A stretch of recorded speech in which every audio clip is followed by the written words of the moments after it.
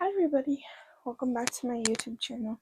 Today we're going to talk about the 1906 Earthshaker and understanding disaster relief.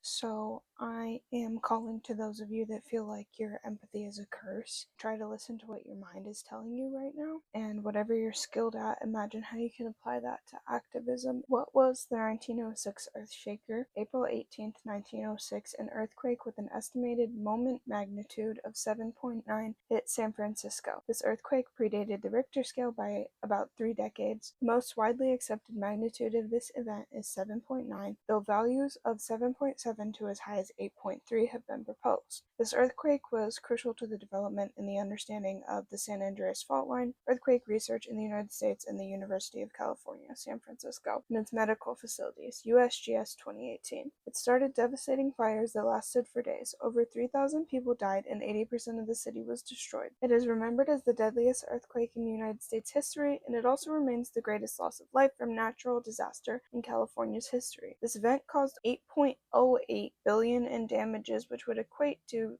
over 290 billion today. While the earthquake was incredibly destructive, the fires it started caused most of the city's destruction. Broken gas lines ignited dozens of fires that raged for 3 to 4 days, and broken water mains left firefighters with no attempt to fight them. An estimated 75,000 people tried to leave the city to start elsewhere, while another 250,000 built a makeshift camp. 1906 earthquake refugee camps Presidio of San Francisco, U.S. National Park Service, 2015. The Army built 5,610 earthquake relief houses. The last official relief camp closed June 30th, 1908, though most people had moved out by 1907. As news reached the rest of the world, $5 million in relief was quickly gathered. Congress provided $2.5 million in food for survivors. Wikipedia contributors 2025. The relief was not enough to get everyone back on their feet again, and the burden was placed on wealthier folks to rebuild. They were reluctant to assist for damages they were not responsible for, because some people can see destruction and suffering all around them and still think, where's the profit in this? For the sake of not drawing on too long, let's just use this as an exercise in critical thinking. Why would it be harmful for an individual to believe that their access to wealth is more important than the entire community's access to food and shelter, which includes their own? No one above another means supporting the community over solely supporting the self, because it will redistribute equitably over time. Everyone needs support at some point, and valuing the self over the community consistently makes it harder to access and scarier to offer. Disaster relief is currently gutted. The reason why the 1906 earthquake was able to be recovered from the way that it did was because no matter how reluctant some people were, everyone still worked together to provide temporary housing, food, and other resources. Something we need to take seriously that not enough people are starting conversations on is how the United States relief funding is being gutted. I will start this conversation by mentioning some numbers and statistics to really drive the point home. There have been over 1,000 tornadoes as of May 2025. Other sources state over 1,200 this year. Anderson 2025. There have been 12 named tropical storms, with 4 of them developing into hurricanes and 1 major hurricane. Guttleber 2025. You can see month-by-month reports for 2025 at the National Centers for Environmental Information resource linked below. The government is still shut down, and reports will not be updated. They have until August 2025 so far. NOAA 2025. Not only has the frequency of highly damaging storms increased, but access to the resources has decreased. Under current administration, state leaders across the country are finding that emergency support from federal government is no longer a given. Brown 2025. Why is it so harmful to not take these things seriously? The big issue at play here is that not enough businesses are pushing sustainable practices, and the weight is falling on the average citizen, with guilt tripping to do more. The environmental issues stem from a handful of conglomerates. When we choose not to take disaster relief seriously, we once again let the brunt of the work fall on the individual to recover these towns, cities, communities. Granted, a lot of communities are able to come together to pull through disasters. It should not fall on them to start gathering funding when we have those resources in place. The Alaska typhoon. One of the recent disasters lacking coverage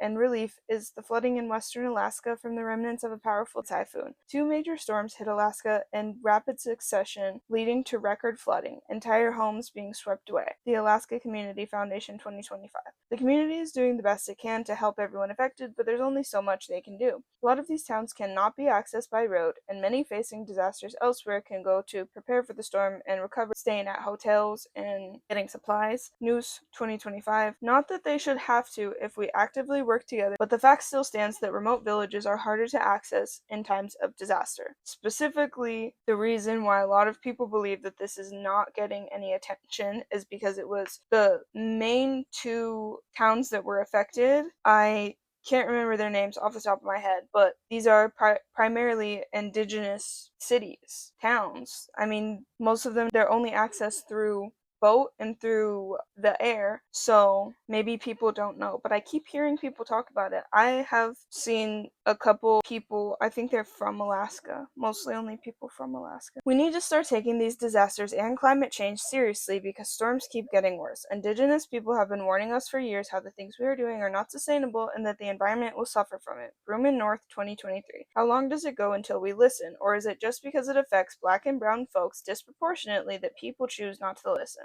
Because the people who suffer the worst are average folks who are a couple bad days away from homelessness and those who are already suffering from homelessness. The people that get away with depleting the world's resources also remove resources from us to recover from the tragedies we face. They go away to bigger houses across the world and just move away from where things are hard while making it harder for anyone else to get up. I am also going to provide the main resource that I found related to this specific disaster as well as resources for climate change. We need to learn to care about each other's problems before there is no one to care for us when we need help. Also, I will provide all of my references that I stated throughout this reading, but I will say YouTube has taken down the links from my videos, so I'm going to provide the writing. I'm just going to link my Patreon with that specific writing, and then you can go see all the resources in my Patreon. All of my educational writings are free to access. My art and stuff is paid, but